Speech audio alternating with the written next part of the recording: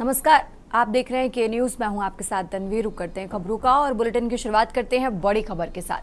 असम, केरल और पुडुचेरी में मतदान शुरू हो गया है। तो असम, केरल और पुडुचेरी में वोटिंग शुरू हो चुकी है। बता दें कि सुबह 7 बजे से वोटिंग की प्रक्रिया शुरू हो चुकी है। तो 1899 उम्मीदवारों की किस्मत का आज फैसला होगा। करीब 6 करोड़ मतदाता करेंगे उम्मीदवारों की किस्मत का फैसला। असम की 126 विधानसभा सीटों और केरल की 140 विधानसभा सीटों पर आज वोटिंग हो रही है। और इसी के साथ आपको बता दें, पुडुचेरी की 30 विधानसभा सीटों पर एक ही चरण में आज मतदान हो रहा है। तो तीनों राज्यों की मतगणना और नतीजे 4 मई को आएंगे। बड़ी खबर आपको बता रहे हैं, असम, केरल और पुडुचेरी में आज विधानसभा चुनाव हो रहे हैं। सुबह 7 बजे से वोटिंग की प्रक्रिया शुरू हो चुकी है। और इसी खबर पर ज्यादा जानकारी के लिए दिल्ली से विशेष संवाददाता अखिलेश जी हमारे साथ जुड़ चुके हैं। अखिलेश जी, इस तरीके से जानकारी मिल रही है कि आज असम, केरल और पुडुचेरी में सुबह 7 बजे से मतदान की जो प्रक्रिया है वो शुरू हो चुकी है। वोटिंग सेंटर पर क्या कुछ इंतजाम है, पूरा अपडेट क्या है? देखिए, 3 राज्यों के विधानसभा चुनाव की आज वोटिंग की प्रक्रिया है, सुबह 7 बजे से शुरू हो गई है। तमाम लोग हैं जो मतदान केंद्रों पर समय से पहुंचना शुरू हो गए थे। तमाम ऐसे मतदान केंद्र हैं जहां पर लंबी लाइनें लगी हुई हैं और काफी संख्या पर वहां मतदाता पहुंचे हैं। फिलहाल अगर बात की जाए तो असम, केरल और पुडुचेरी में आज सुबह 7 बजे मतगणना शुरू हुई। करीब 6 करोड़ मतदाता अपने मताधिकार का प्रयोग करेंगे। 1899 उम्मीदवारों के भाग्य का फैसला आज ईवीएम में कैद हो जाएगा। इसके बाद सबसे बड़ी बात यह है कि तीनों राज्यों के जो नतीजे हैं वो 4 मई को आगे मतगणना सुबह 8 बजे तीनों राज्यों की शुरू होगी। सबसे बड़ी बात है कि सभी राजनीतिक दलों के द्वारा तीनों राज्यों के मतदाताओं से अपील की गई कि वो अपने मताधिकार का प्रयोग करें। पहले मतदान करने जाएं, उसके जलपान करें।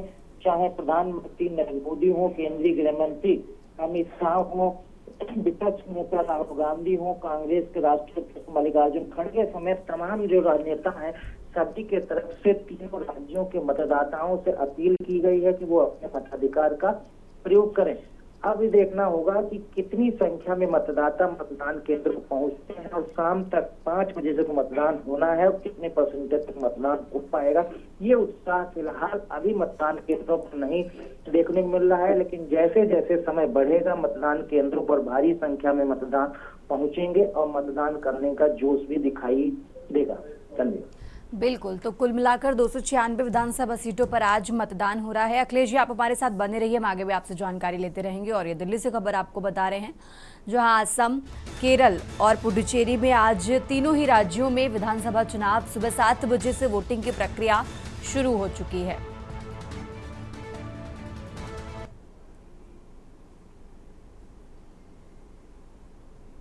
और आगे बढ़ते खबरों में दिल्ली से एक और बड़ी खबर आपको बता रहे हैं। पीएम मोदी आज पश्चिम बंगाल के दौरे पर हैं। तो पश्चिम बंगाल में चुनावी दौरे पर रहेंगे प्रधानमंत्री नरेंद्र मोदी। बता दें कि प्रधानमंत्री आज यहां पर 3 चुनावी रैलियों को संबोधित करेंगे। पहली रैली सुबह 11:15 पर तमलुक में होगी और इसी के साथ दूसरी रैली दोपहर 1:30 पर आसनसोल में होगी और तीसरी रैली दोपहर 3:15 पर बीरभूम में भी संबोधित करते नजर आएंगे। तो आज पश्चिम बंगाल के चुनावी दौरे पर हैं प्रधानमंत्री नरेंद्र मोदी और उनके दौरे से जुड़ी अहम जानकारी आपको बता रहे हैं, जहां आज पश्चिम बंगाल में 3 चुनावी रैलियों को संबोधित करते नजर आएंगे प्रधानमंत्री नरेंद्र मोदी। और ज्यादा जानकारी के लिए अखिलेश जी लगातार हमारे साथ जुड़ रहे हैं। अखिलेश जी, इस तरीके से जानकारी मिल रही है कि आज पश्चिम बंगाल के दौरे पर हैं प्रधानमंत्री नरेंद्र मोदी। आज यहां पर 3 चुनावी रैलियों को भी संबोधित करेंगे। पूरा कार्यक्रम क्या है, क्या कुछ है, पूरी जानकारी? देखिए तन्वी, पश्चिम बंगाल के विधानसभा चुनाव में आज भारतीय जनता पार्टी के लिए चुनाव प्रचार बेहद खास रहने वाला है। भारतीय जनता पार्टी की तरफ से आज पश्चिम बंगाल में ताबड़तोड़ तूफानी चुनाव प्रचार के लिए तमाम स्टार प्रचारकों को उतारा जा रहा है। खासकर आप प्रधानमंत्री नरेंद्र मोदी खुद ही पश्चिम बंगाल के विधानसभा चुनाव में बतौर स्टार प्रचारक बीजेपी के प्रत्याशियों के लिए चुनाव प्रचार करेंगे। प्रधानमंत्री आज 3 चुनावी जनसभाओं को संबोधित करेंगे। भारतीय जनता पार्टी की तरफ से पहली चुनावी जनसभा आज 3 आयोजित की गई है। इसमें प्रधानमंत्री तीनों चुनावी जनसभाओं को संबोधित करेंगे। प्रधानमंत्री की जो पहली चुनावी जनसभा सुबह करीब 11:15 पर तमलुक विधानसभा क्षेत्र के लिए करेंगे। वहीं दूसरी चुनावी जनसभा 1:30 पर आसनसोल में होगी। वहीं तीसरी चुनावी जनसभा 3:15 पर बीरभूम में क्षेत्र में करेंगे।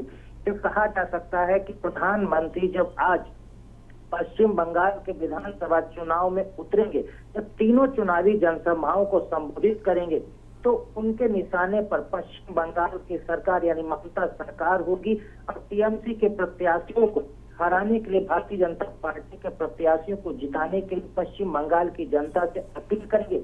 लेकिन इस बार प्रधानमंत्री का चुनाव प्रचार की जो रणनीति तैयार की गई हो वो पिछले विधानसभा चुनाव के बिल्कुल उलट है। पिछले विधानसभा चुनाव में जहां भी प्रधानमंत्री चुनाव प्रचार करने जाते थे, चाहे वो रोड शो करते थे या फिर वो चुनावी रैली करते थे, हर जगह वो ममता बनर्जी को निशाना बनाते। तो पूरे विधानसभा चुनाव के पिछली बार ममता बनर्जी पर कई तरह के कटाक्ष किए गए और सबसे बड़ा कटाक्ष ओ दीदी करके प्रचलित रहा था और जिसका खामियाजा भारतीय जनता पार्टी को उठाना पड़ा था। इस बार प्रधानमंत्री के चुनावी प्रचार की रणनीति में सबसे अहम रणनीति तय की गई है कि प्रधानमंत्री पश्चिम बंगाल में जितना भी चुनाव प्रचार भारतीय जनता पार्टी के पक्ष में और बीजेपी के प्रत्याशियों को जिताने के लिए करेंगे, उसमें वो इस बार ममता बनर्जी का नाम नहीं लेंगे। टीएमसी के प्रत्याशियों के, टीएमसी के कार्यकर्ताओं को, टीएमसी के नेताओं का नाम लेकर हमला करेंगे और वो अपने किसी भी चुनाव प्रचार के किसी भी भाषण में ममता बनर्जी का सीधे नाम ले नहीं दें। इससे देखा जा सकता है कि भारतीय जनता पार्टी की रणनीति है कि ममता बनर्जी पर पर्सनली अटैक ना किया जाए। इससे पश्चिम बंगाल की जनता ने जिस तरह से पिछली बार गलत अर्थ में लिया था और बीजेपी को हराने का काम किया, तो इस बार ये सावधानी बरते प्रधानमंत्री नरेंद्र मोदी ममता बनर्जी का नाम ले बिना टीएमसी के पदाधिकारियों, कार्यकर्ताओं और प्रत्याशियों और उनके विधायकों को निशाने पर लेकर जोरदार हमला चुनाव प्रचार और भारतीय जनता पार्टी के प्रत्याशियों को जिताने का काम करेंगे। और आज अपील भी करेंगे कि पूरी तरह से पश्चिम बंगाल की जनता बीजेपी के प्रत्याशियों को जिताने का काम करे और पश्चिम बंगाल से टीएमसी की सरकार का सफाया करे। तन्वी। ठीक है अखिलेश जी, बहुत बहुत शुक्रिया आपका तमाम जानकारी के लिए। और ये दिल्ली से खबर आपको बता रहे हैं, आज पश्चिम बंगाल के दौरे पर हैं प्रधानमंत्री नरेंद्र मोदी।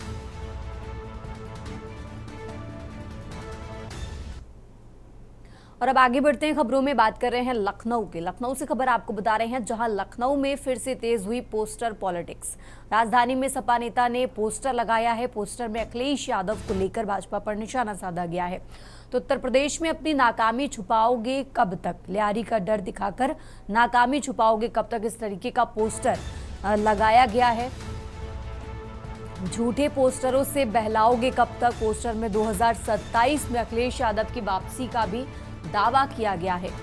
तो सपा और बीजेपी के बीच पोस्टर पॉलिटिक्स लगातार जारी है। लखनऊ से खबर आपको बता रहे हैं, जहां एक बार फिर से पोस्टर लगवाया गया है और पोस्टर की तस्वीर भी आपको टीवी स्क्रीन पर दिखा रहे हैं।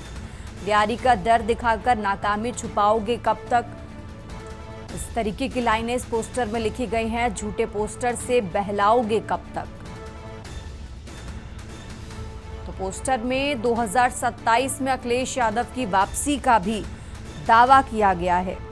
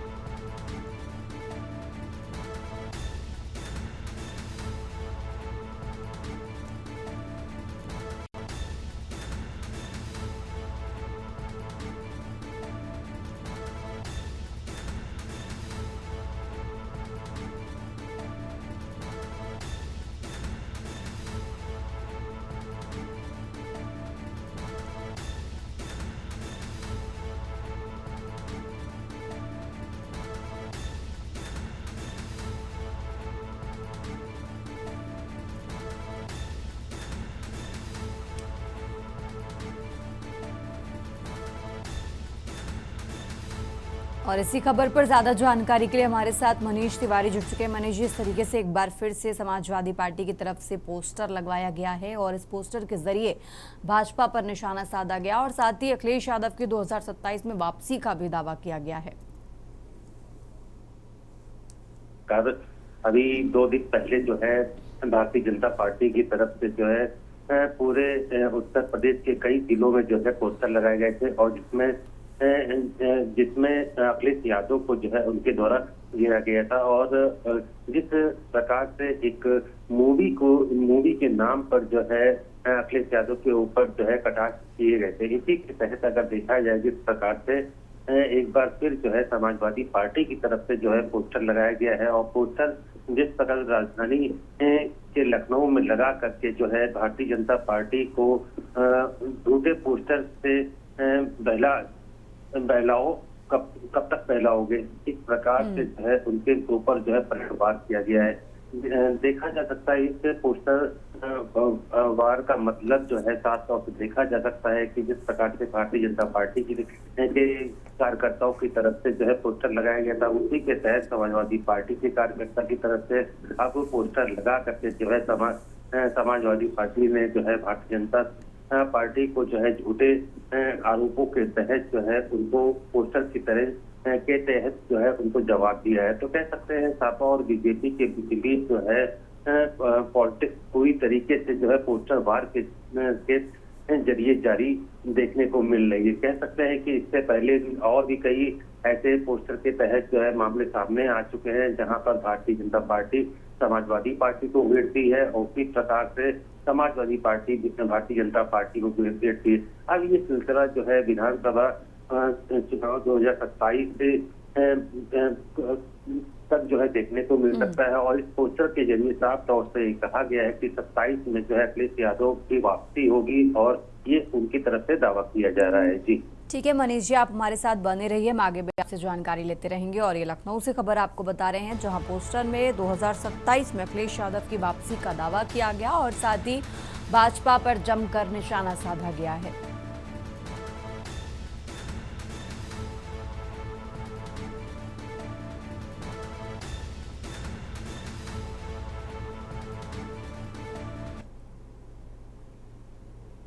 और आगे बढ़ते खबरों में बात कर रहे हैं लखनऊ की। राजधानी लखनऊ से खबर आपको बता रहे हैं 4 संदिग्ध आतंकियों से पूछताछ के बाद एटीएस सक्रिय है।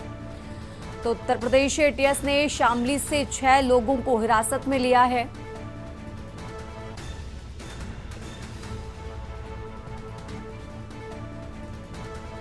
तो पश्चिमी उत्तर प्रदेश के कई युवक आतंकी मॉड्यूल से जुड़े हैं और इसी के चलते शामली से 6 गिरफ्तारी हुई है।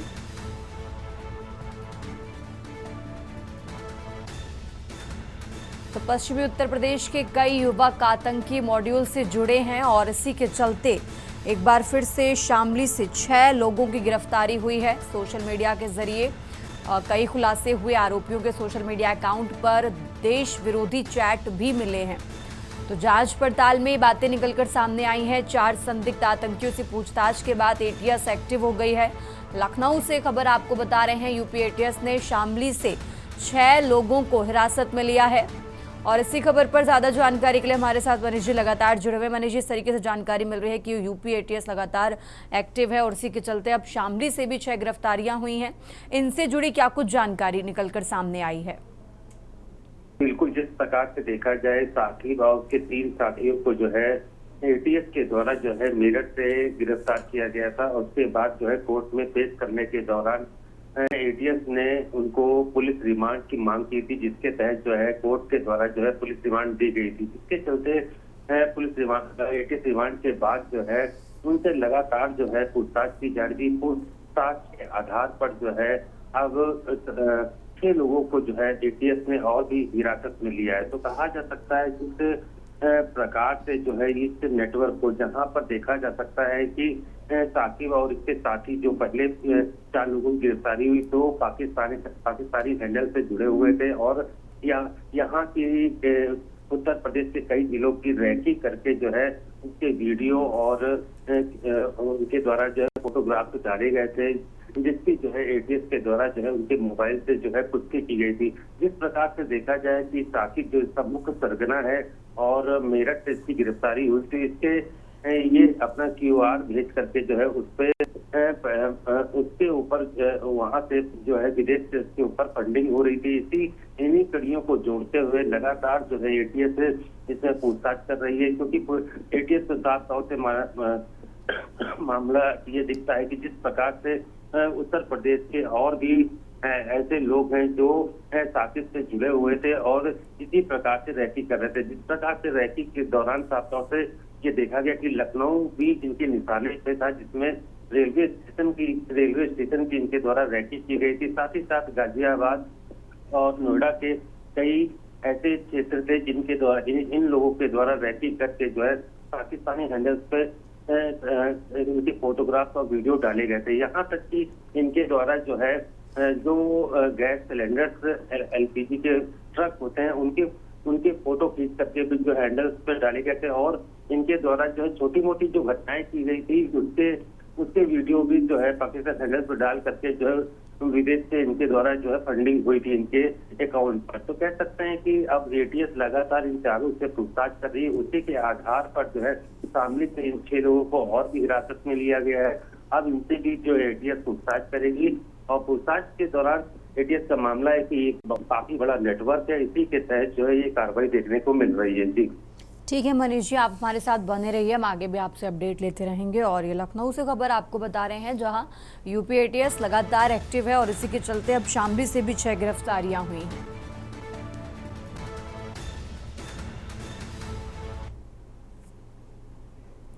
और आगे बढ़ते हैं, खबरों में बात कर रहे हैं लखनऊ की। राजधानी लखनऊ से खबर आपको बता रहे हैं सीएम योगी ने जेम पोर्टल के कार्यों को सराहा है।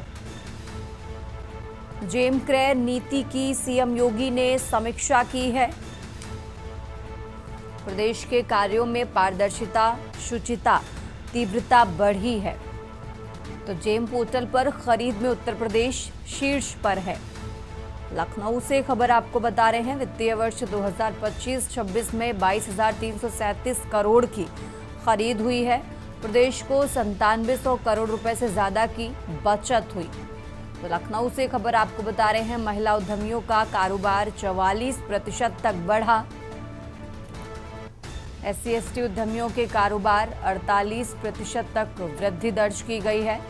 लखनऊ से खबर आपको बता रहे हैं और इसी खबर पर ज्यादा जानकारी के लिए हमारे साथ मनीष तिवारी लगातार जुड़े हुए। मनीष जी, इस तरीके से जानकारी मिल रही है कि सीएम योगी आदित्यनाथ ने पूरी मॉनिटरिंग की है, पूरा अपडेट लिया है, समीक्षा की है जेम क्रय नीति की, और क्या कोई निर्देश भी दिए गए हैं आगे, क्या कुछ पूरा अपडेट है मनीष जी? जी बिल्कुल, जिस प्रकार से अगर देखा जाए सीएम योगी ने जेम पोर्टल के कार्यों को जो है उनके द्वारा जो है सराहा गया है। जिस प्रकार से देखा जा सकता है कि वित्तीय वर्ष 2025-26 में जो है 22,337 करोड़ की जो है खरीद की गई और प्रदेश को जो है 9,700 करोड़ रुपए का जो है इसमें फायदा भी हुआ। अगर देखा जाए महिला उद्यमियों के कारोबार की बात की जाए तो 44% तक जो है महिला उद्यमियों का जो है कारोबार बढ़ा है। जिस प्रकार से उत्तर प्रदेश के मुख्यमंत्री महिलाओं को जो है करोड़पति लखपति योजना के तहत जो है उनको आगे बढ़ाने की जो उनकी प्रक्रिया थी अपनी उनकी योजनाओं के तहत, उसमें जो है काफी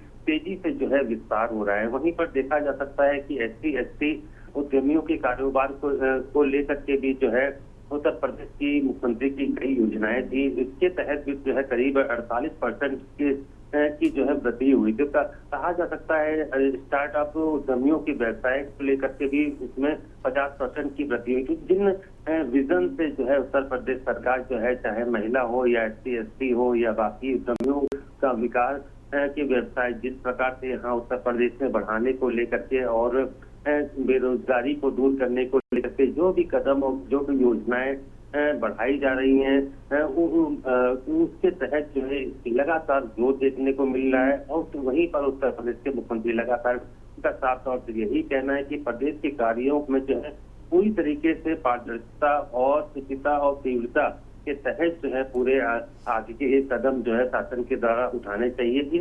इन्हीं योजनाओं के तहत जो है उनके द्वारा सराहा भी गया है और आगे के निर्देश भी दिए गए हैं। जी ठीक है मनीष जी, बहुत बहुत शुक्रिया आपका तमाम जानकारी के लिए। और ये लखनऊ से खबर आपको बता रहे हैं जहां जेम क्रय नीति की सीएम योगी ने समीक्षा की है।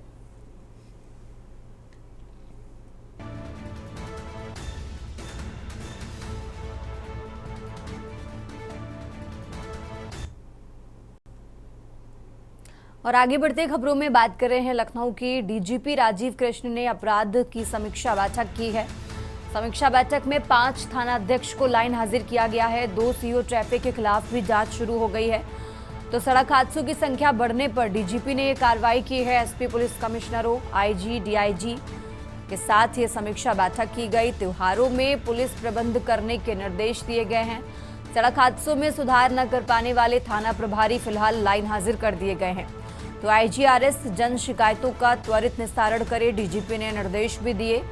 अधिकारियों को खुद जन सुनवाई के निर्देश दिए हैं। यक्ष ऐप की बीट सूचनाओं पर तुरंत एक्शन ले, डीजीपी की तरफ से ये सख्त निर्देश जारी किए गए हैं। लखनऊ से खबर आपको बता रहे हैं। और अब खबर कौशाम्बी से है जहां बाइक सवार ने रिक्शा को टक्कर मारी है। हादसे में 2 बाइक सवार गंभीर रूप से घायल हो गए हैं। महेशपुर गांव के रहने वाले हैं दोनों घायल। घटना सैनी थाना क्षेत्र के चकसैनी का ये मामला आपको बता रहे हैं।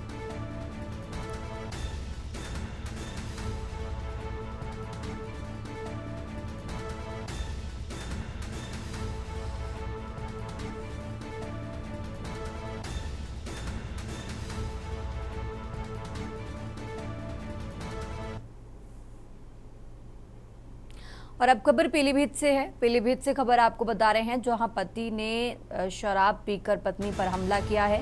परिजनों के अनुसार पति ने पत्नी पर हमला किया। पति आए दिन पत्नी से मारपीट करता था। गंभीर अवस्था में फिलहाल इलाज के लिए अस्पताल में भर्ती कराया गया है। दियोरिया कोतवाली के महेशापुर गांव का ये मामला आपको बता रहे हैं।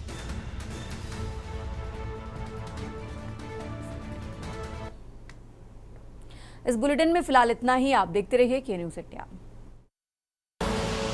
आप देख रहे हैं के न्यूज़ खबरों